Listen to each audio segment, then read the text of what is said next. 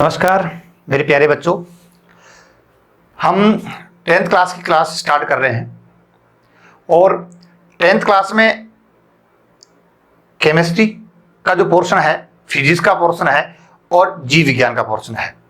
अगर हम 10th विज्ञान का पोर्शन को अगर डिवाइड करें तो लेसन नंबर 1 से लेकर 5 तक अगर देखें तो ये पोर्शन आता है बायोलॉजी का, जीव विज्ञान का पोर्शन आता है। लेसन नंबर 6 से लेके 8 तक अगर देखते हैं अपने तो ये आता है केमिस्ट्री का, रसायन विज्ञान का पोर्शन आता है दोस्तों। और उसके बाद सबसे हार्ड इस पोर्शन को अपने कहते हैं, 3 लेसन जिसके हैं 9 से लेके 12, ये है दोस्तों फिजिक्स के, ये सबसे हार्ड लेसन अपने हैं। उसके बाद के जो लेसन आते हैं वो सामान्य एक प्रकार से इकोलॉजी प्रकार के जो सिस्टम है उस प्रकार के अपने जीवनी है, इकोनॉमिक बॉटनी है, ठीक है, अंतरिक्ष है, इस प्रकार के टॉपिक आते हैं। तो ये मेन अपने देखें तो लेसन नंबर 1 से 12 तक का बहुत अच्छा पोर्शन है जिसको समझने की आवश्यकता होती है, बेस समझाने की आवश्यकता होती है। इनमें सबसे जो टिपिकल लेसन अपने कहे जिनको बच्चे पढ़ने में बड़ी समस्या होती है तो वो पोर्शन अपने 9 से 12 है और फिजिक्स का पोर्शन है 9 से 12, लेसन नंबर 9 है। इसकी बात करें तो ये तो इसका नाम है लाइट। दोस्तों आपका फ्यूचर साइंस के ऊपर डिपेंड है, आप आगे जाके साइंस लेना चाहते हो तो इन लेसन्स का आप में इंटरेस्ट डेवलप होना बहुत जरूरी है। लाइट है, उसके बाद में जो अगला लेसन है वो विद्युत है और उसके बाद में जो अगला लेसन है वो है ऊर्जा, एनर्जी है। इस प्रकार से ये लेसन नंबर 9, लेसन नंबर 10 विद्युत और लेसन नंबर 11 क्या है, ऊर्जा, इनके लेसन है। एक तो इनमें न्यूमेरिकल्स भी है, एग्जाम में लगभग 8 से 10 नंबर के न्यूमेरिकल्स आते हैं, वो न्यूमेरिकल्स इन लेसन में होते हैं, इसलिए थोड़ा टिपिकल पोर्शन होता है। और मैं यूं कहूं कि अपने जितने भी वीडियो बना रहे हैं उन वीडियोस को आप बहुत अच्छे प्रकार से देखें, आप किसी भी प्रकार से कोई डाउट नहीं होगा, बड़े आराम से मंद गति से अपने इन टॉपिकों को क्लियर करते हैं। तो हम स्टार्ट करते हैं लेसन नंबर 9 लाइट। सबसे पहले बात करें अपने कि लाइट क्या है। सबसे इंपॉर्टेंट जो अपने पास प्रश्न आता है, पहला क्वेश्चन अपने पास कही कि सर लाइट क्या होता है, प्रकाश क्या होता है। तो इसको अगर डिफाइन करें बिल्कुल सिंपल वे में, अगर इसको डिफाइन करते हैं हम तो ये डिफाइन कर सकते हैं कि एक ऐसी ऊर्जा या एनर्जी कह दो जिसकी वजह से हम वस्तुओं को देख सकते हैं, जिसकी वजह से हम वस्तु को क्या कर सकते हैं, देख सकते हैं। उस ऊर्जा को अपने क्या कह सकते हैं, प्रकाश कह सकते हैं। एक प्रकार सिंपल भाषा में इसको डिफाइन करना चाहिए तब की बात है। अच्छा जी, अपनी जो पृथ्वी है उस पृथ्वी पे हमारे पास ऊर्जा का एकमात्र स्रोत है, वो है सूर्य। एकमात्र स्रोत कौन सा है, सूर्य है। अच्छा जी, सूर्य में एक्चुअली होता क्या है, नाभिकीय विखंडन होता है। कौन सी अभिक्रिया होती है, नाभिकीय विखंडन। ये सारी जो अभिक्रियाएं हैं, अभिक्रियाओं के प्रकार हैं, वो हम केमिस्ट्री वाले पोर्शन में पढ़ेंगे। तो यहां आप ये ध्यान रखें कि सूर्य के अंदर नाभिकीय विखंडन होता है और नाभिकीय विखंडन से हमें ऊर्जा प्राप्त होती है। उस ऊर्जा को अपने क्या कह सकते हैं, प्रकाश कह सकते हैं।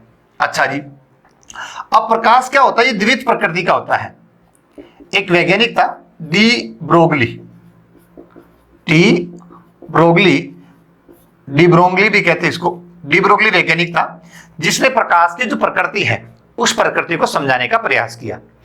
डी ब्रोगली वैज्ञानिक भी ये कहा कि प्रकाश 2 प्रकार का व्यवहार दर्शाता है। प्रकाश 2 प्रकार का व्यवहार दर्शाता है। कभी तो प्रकाश ऐसा लगता है कि वो तरंग के रूप में हमें व्यवहार करता है और कभी प्रकाश ऐसा लगता है जो हमें कण के रूप में व्यवहार करता है। कभी तरंग के रूप में तो कभी किसके रूप में, तरंग, तो कभी कण के रूप में व्यवहार करता है। तो इसको द्वितीय प्रकृति कहते हैं। प्रकाश की द्वितीय प्रकृति, कभी तरंग के रूप में व्यवहार करता है तो कभी कण। कण मतलब यहाँ पे कह सकते हैं एक शब्द आता है फिजिक्स का, फोटोन के रूप में, पैकेट्स के रूप में, ऊर्जा पैकेट्स के रूप में। इस प्रकार से ऊर्जा के जो पैकेट्स होते हैं उसके रूप में ये गति करता हुआ दिखाई देता है। तो कभी हमें किस प्रकार से, हमें तरंग के रूप में गति करता हुआ दिखाई देता है। इस प्रकार हम कह सकते हैं कि प्रकाश द्वैत प्रकृति का होता है। और द्वैत प्रकृति का सिद्धांत दोस्तों किसने दिया, डी ब्रोगली ने। किसने दिया, डी ब्रोगली ने। अच्छा जी, अब प्रकाश की बात ये करें हमें वस्तु कैसे दिखाई देती है, हम इस बेस को क्लियर करते हैं। हमें वस्तु कैसे दिखाई देती है, इस बेस को हम क्या करते हैं एक बार क्लियर करते हैं। तो हमें वस्तु किस प्रकार दिखाई देती है, वस्तु किस प्रकार दिखाई देती है प्लस उसका रंग कैसे दिखाई देता है, इस टॉपिक को क्लियर करते हैं। कई बार यहाँ से क्वेश्चन बनते हैं कि वस्तु हमें किस प्रक्रिया के द्वारा दिखाई देती है और उसका रंग कैसे दिखाई देता है। दोस्तों देखो इस बात का देखना, जैसे आपको कोई चीज है, ये आपका पेन है, इस पेन का ये जो वाला भाग है ये आपको व्हाइट दिखाई दे रहा है, आगे और पीछे वाला जो भाग है वो आपको डार्क दिखाई दे रहा है, ठीक है जी। अब जैसे अपने एग्जांपल करें कि ये कोई इस प्रकार का नाम का कोई कालू नाम का आदमी है इस प्रकार से, ठीक है दोस्तों। तो ये इस रंग का कैसे दिखाई दे रहा है, एक्चुअली होता क्या है, वस्तु क्या करती है, जैसे मान लो ये वस्तु है और ये वस्तु क्या है, जैसे इसके ऊपर प्रकाश आता है, प्रकाश श्वेत प्रकाश की बात करिए, किस प्रकार, श्वेत प्रकाश। तो एक्चुअली दोस्तों श्वेत प्रकाश जो होता है उसमें 7 रंग होते हैं। कितने रंग होते हैं दोस्तों, 7 रंग होते हैं, उसको हम श्वेत प्रकाश कहते हैं। जैसे प्रकाश इसके ऊपर आता है, वस्तु क्या करती है, कुछ रंगों का तो क्या कर लेती है, अवशोषण कर लेती है, कुछ रंगों को तो क्या कर लेती है, अवशोषित कर लेती है, और कुछ रंगों को क्या करती है, वापिस परावर्तित कर देती है, कुछ रंगों को क्या कर देती है, परावर्तित कर देती है।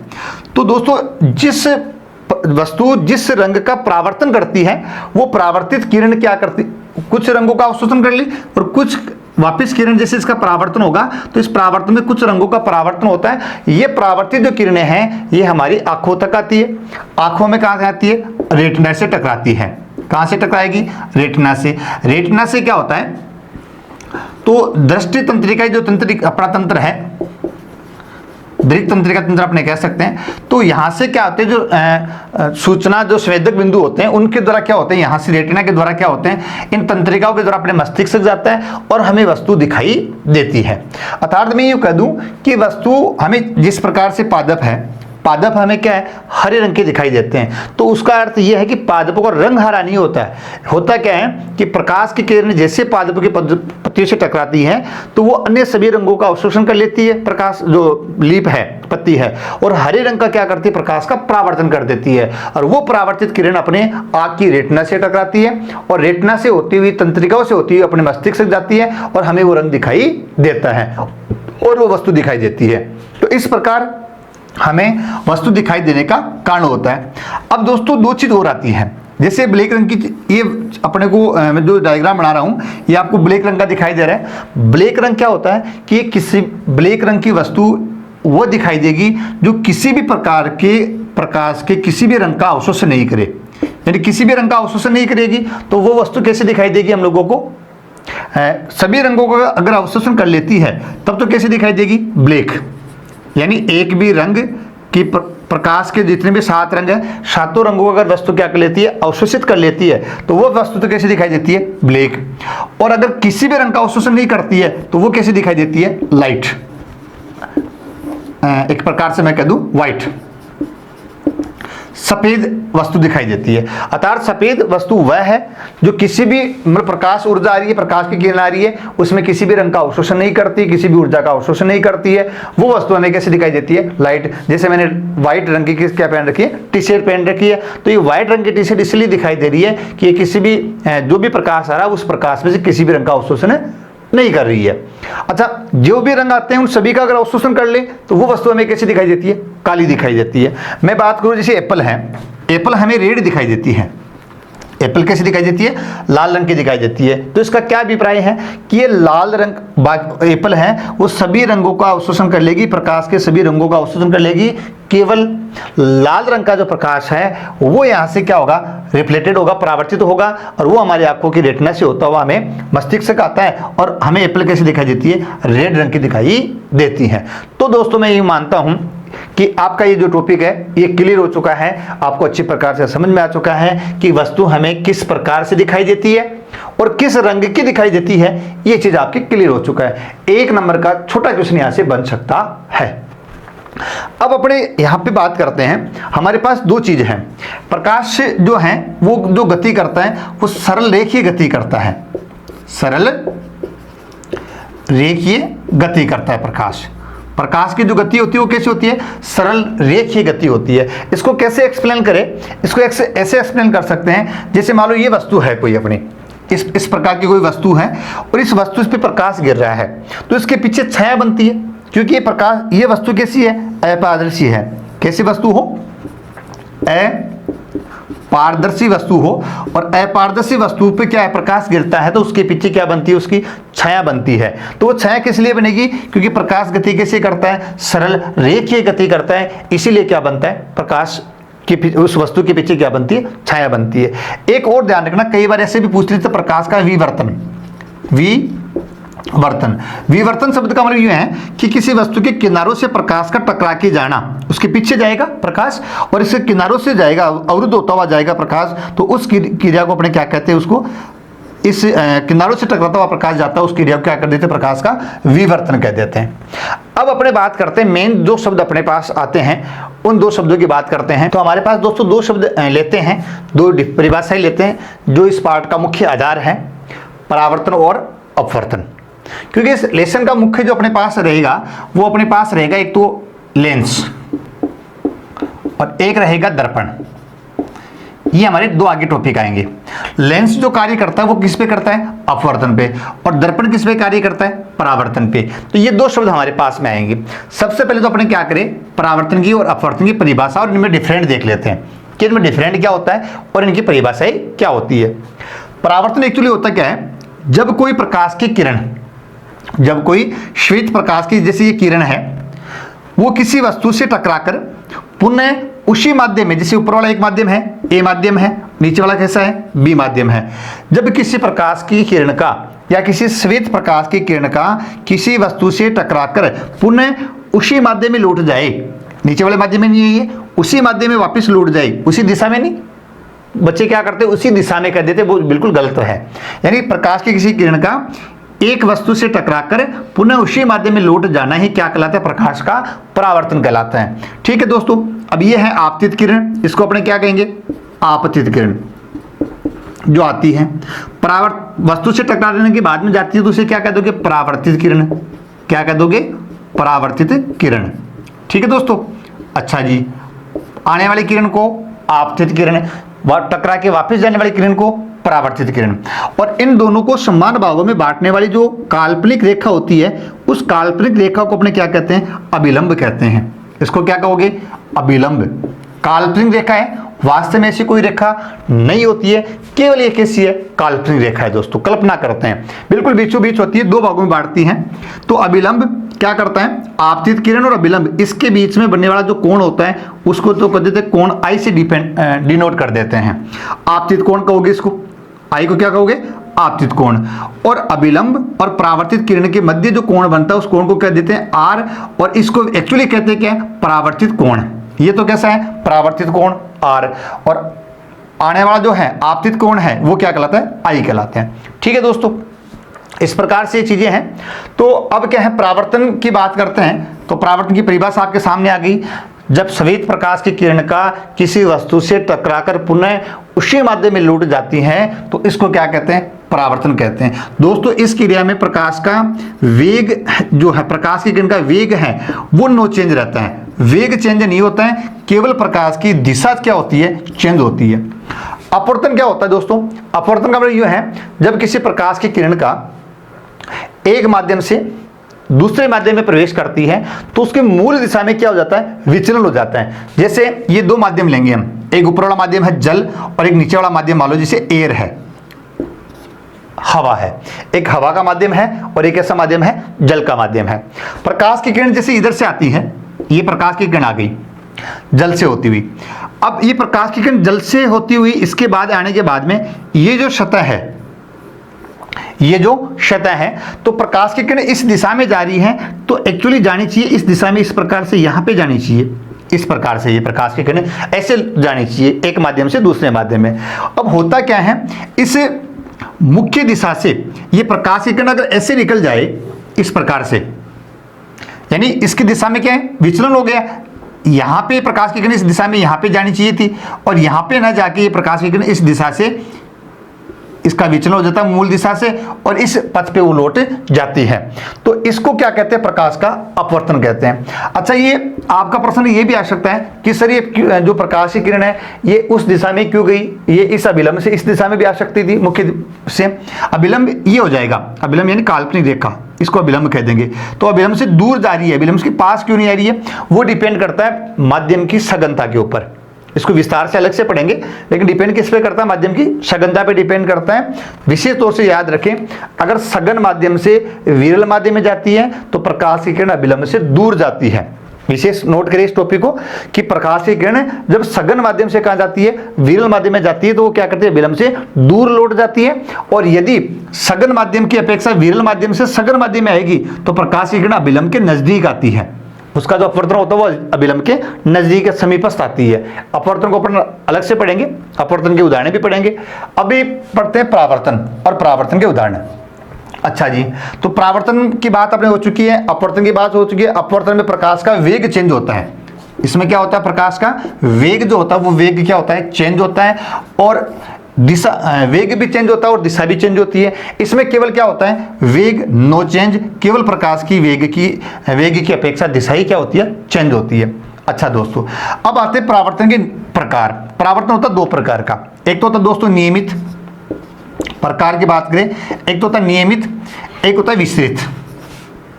नियमित और विस्तृत दो प्रकार के परावर्तन के प्रकार हैं। नियमित तो दोस्तों इस प्रकार से हैं, जैसे अपने को इसको बात करें, बिल्कुल सिंपल सी बात करें, नियमित तो वो है कि जैसे कोई समतल वस्तु है और समतल वस्तु से प्रकाश की किरण टकरा के एक निश्चित दिशा और एक निश्चित माध्यम में लौटे, तो वो तो प्रकाश परावर्तन कैसा कहलाएगा, नियमित। जब श्वेत प्रकाश किसी समतल वस्तु की सतह से टकरा के एक निश्चित दिशा में और निश्चित माध्यम में उसका अपवर्तन होता है, सॉरी परावर्तन होता है, तब तो क्या कहलाएगा, नियमित परावर्तन कहलाएगा। विस्तृत क्या होगा, अगर असमतल वस्तु है इस प्रकार की, तो उसमें क्या होगा, प्रकाश की किरण जैसे टकरा के उसका परावर्तन होगा, तो उसकी परावर्तन की दिशा नियत नहीं होती है। परावर्तन की दिशा क्या नहीं होती है, नियत नहीं होती है। उसको क्या कहते हैं, विस्तृत कहते हैं। असमतल वस्तु विस्तृत परावर्तन, समतल वस्तु नियमित परावर्तन। अच्छा दोस्तों, ये इसके हो गए प्रकार। अब आते हैं परावर्तन के नियम। परावर्तन के नियम, परावर्तन के नियम दोस्तों इस प्रकार से हैं, अगर नियम की बात करें अपने, तो नियम इस प्रकार से हैं कि नियम नंबर 1, आज यहाँ पे अपने बात करें, नियम नंबर 1 की बात करें, मैं नोट्सों की पीडीएफ आपको उपलब्ध करवा दूंगा। जैसे अपने जो यूट्यूब का चैनल है उसमें आपको पीडीएफ लिंक और मिल जाएंगे, नोट्स और मिल जाएंगे, उसमें हाथ से लिखे हुए, उनको आप अच्छी प्रकार से और पढ़े। तो परावर्तन के नियम की बात करें, नियम नंबर 1 तो यह है कि प्रकाश की किरण, आपतित प्रकाश की किरण, परावर्तित प्रकाश की किरण और अभिलंब, 3 बात करते हैं। कौन कौन सा, आपतित प्रकाश, परावर्तित प्रकाश और अभिलंब, ये तीनों एक ही तल में होने चाहिए। नियम नंबर 1, तीनों क्या होनी चाहिए, इन तीनों का तल एक ही होना चाहिए। देखिए, आपतित प्रकाश ये, परावर्तित प्रकाश ये, अभिलंब ये, इन तीनों का तल क्या होना चाहिए, एक ही होना चाहिए। नियम नंबर 1 तो ये बात करता है। नियम नंबर 2 ये कहता है कि कोण I और कोण R क्या होता है, सदैव समान होता है। अर्थात मैं ये कह दूं, नियम नंबर 2 की बात कर दे तो कोण I यानी आपतन कोण हमेशा परावर्तन कोण के क्या होता है, समान होता है, बराबर होता है। नियम नंबर 3, प्रकाश की किरण जिस वेग से आती है, परावर्तन होने के बाद उसी वेग से लौट जाती है। तो ये तो होते हैं अपने, यहां से सिंपल सा क्वेश्चन ये बनता है, परावर्तन किसे कहते हैं, परावर्तन के प्रकार बताइए और परावर्तन के नियम बताइए। तो ये अपना टॉपिक एक सिंपल सा क्लियर होता है। परावर्तन यानी प्रकाश की किसी वस्तु का, किसी प्रकाश की किरण का किसी वस्तु से टकरा के पुनः उसी माध्यम में लौट जाती है, तो उसको तो क्या कह देंगे, परावर्तन। इसके वेग प्रकार 2 रहेंगे, नियमित और विस्तृत। नियमित तो कब होगा, जब समतल वस्तु होगी, परावर्तन होने के बाद प्रकाश का जो प्रकाश की दिशा है वो निश्चित होती है। विस्तृत में क्या होती है, प्रकाश एक निश्चित दिशा में परावर्तन नहीं होता है, उसको विस्तृत अपवर्तन करते हैं। और इसके नियम बात करें, आपतन कोण, परावर्तन कोण, अभिलंब तीनों एक ही तल में होते हैं। नंबर 2, आपतन कोण परावर्तन कोण के समान होता है। नंबर 3, आपतित प्रकाश का जो आपतित किरण है उसका वेग परावर्तित किरण के वेग के क्या होता है, समान होता है, वेग चेंज नहीं होता है, केवल दिशा चेंज होती है। तो ये परावर्तन के हैं। अब दोस्तों इसके बाद में आता है इस परावर्तन पे कार्य करता है, परावर्तन पे दोस्तों कार्य करता है दर्पण। तो कल का जो अपना टॉपिक रहेगा वो ये रहेगा दर्पण। दर्पण भी दो प्रकार के, समतल दर्पण और गोलीय दर्पण। अब समतल दर्पण में प्रतिबिंब कैसे बनता है और गोलीय दर्पण होता है दो प्रकार का, उत्तल दर्पण और अवतल दर्पण। उनको अपने कल विस्तार से पढ़ेंगे। लेसन नंबर 9 आप उसको अच्छी प्रकार से पहले पढ़ें, फिर ये वीडियो देखें, वीडियो देखने के बाद और पढ़ें, और आपको जो भी कोई दिक्कत आए वो आप उसमें क्या कमेंट्स बॉक्स में डाल सकते हो, ठीक है। इसके बाद में आपको मैथ की क्लासेज भी डाल रहे हैं, कुछ दिन 1-2 दिन के बाद में हम मैथ की क्लासेज हैं 10th क्लास की, वो भी आपको उपलब्ध करवाएंगे। और जो भी बच्चे हैं 9th क्लास के बच्चे हैं वो सारे बच्चे प्रमोट हो चुके हैं, आप 10th क्लास में आ चुके हो। अब आपको 10th क्लास मानसिक रूप से एक मजबूत आपको लेनी है कि आप 10th क्लास बोर्ड क्लास के स्टूडेंट हो, पढ़ाई आपको स्टडी स्टार्ट करनी है, ठीक है। और अपना जो वेबसाइट है उस वेबसाइट पे आप जाके भी जितने भी स्टडी मटेरियल है उनको आप डाउनलोड कर सकते हो, उनको देख सकते हो। वेबसाइट आप लिखिए www.nishafoundation.in। इस गूगल के ऊपर जाकर आप www.nishafoundation.in पर भी आप जाके क्या कर सकते हो, जितने भी वीडियोज हैं उन वीडियोज को आप देख सकते हो। स्टडी मटेरियल है डाल रखा है, उसको आप लाइक और उसको अच्छी प्रकार से पढ़ सकते हैं। और जितने भी जो 10th क्लास के बोर्ड के बच्चे हैं उन सब तक ये वीडियो आप जरूर पहुंचाइए, क्लासेस आप जरूर पहुंचाइए, उनको मैसेज, टेक्स्ट मैसेज या उनको कॉल जरूर कीजिए। थैंक यू, बाय बाय बच्चों।